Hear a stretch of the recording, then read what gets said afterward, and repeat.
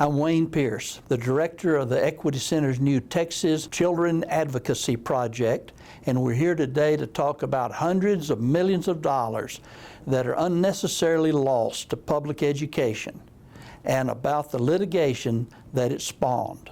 Our guest today is Rick Gray, the co-lead counsel in the litigation effort.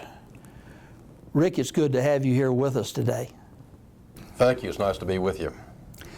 On February the 1st, we got a kind of a surprise letter from the Texas Education Agency. It went out all over the states saying that they were going to begin paying for half of the local option homestead exemption cost, but in a way that only gave any real money to the wealthy districts, the Chapter 41 districts that had local option homestead exemptions.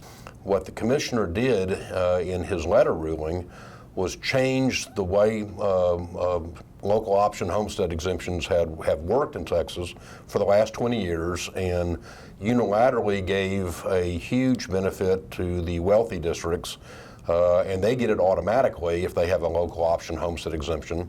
But the poor, he said, would only get it if there was a surplus or special appropriation, which we know in this time of tight budgets, that's not going to happen. We brought suit against the commissioner on that ruling, claiming two grounds basically.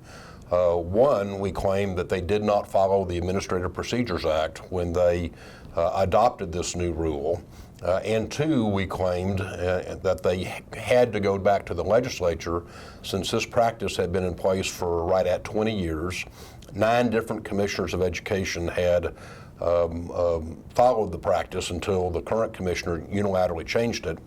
So we brought suit to try to stop it. So Joaquin ISD, LaFerrier ISD, and the Equity Center were involved in trying to stop this through the court system, which is the appropriate way to go at this point. And what reaction did you get from the commissioner at that point? After we filed the lawsuit claiming that he had to go through the Administrative Procedures Act process, they did start the process.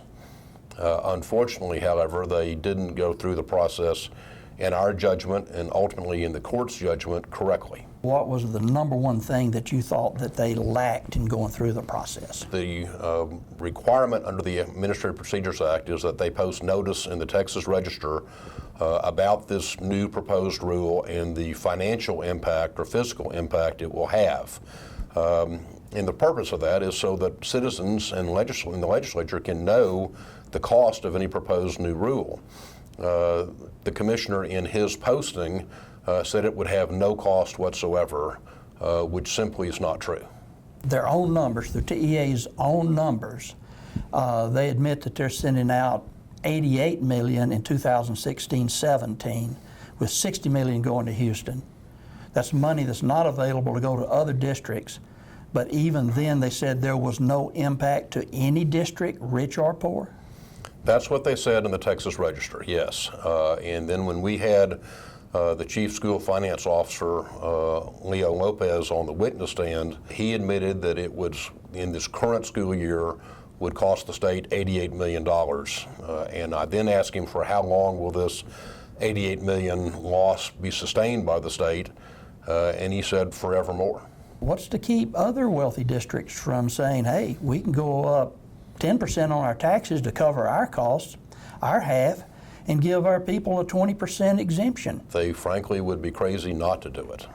And so this $88 million price tag that it's costing the state this year, I would anticipate would grow exponentially in the future. Well, not just because there would be more districts doing it, but there's going to be more homesteads built. Taxable values of homesteads are going up, so if you add that together with all of the 41s having absolutely no reason not to give their people a 20% exemption, it could go up hundreds of millions of dollars. Oh, no doubt. Absolutely no doubt. So forced into this corner, you filed suit and you went to district court here in Austin, and tell us a little bit about what happened there. Well, we sought a temporary injunction to stop the state from going forward with this process. And we claimed it on 2 grounds. One, that the state had not followed the Administrative Procedures Act, and 2, that because this practice had been in place for so long, like I earlier said, it was about 20 years. 8 or 9 different commissioners had followed this practice. That the legislature was the one that had to address it and deal with it, and that it couldn't be changed until the legislature changed it. We had a day-long hearing before Judge Darlene Byrne here in Travis County, and after that hearing, 2 days later, she ruled with us in all respects, and she issued a temporary injunction enjoining the state from further implementing this policy until such time as they complied with the APA, and also until such time as the legislature acted to change the old policy. In essence, she said, you got to follow the old policy until the legislature changes it. You know, it seems like it could have been so simple if there was a reason for the commissioner to make this change in the ruling. And you have the legislature literally 3 blocks away to throw it to the legislature and say, how do you want us to interpret the law?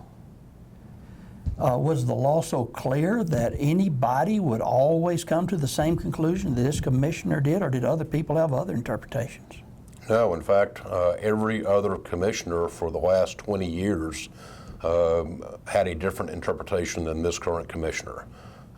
This policy that he adopted in February of this year changed 20 years of how the state and how the Texas Education Agency had handled local option homestead exemptions.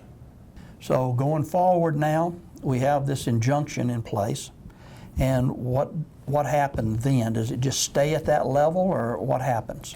Well, what's happened now is the state immediately filed notice of appeal, and they are not accepting Judge Byrne's ruling, but now they're appealing to the Austin Court of Appeals.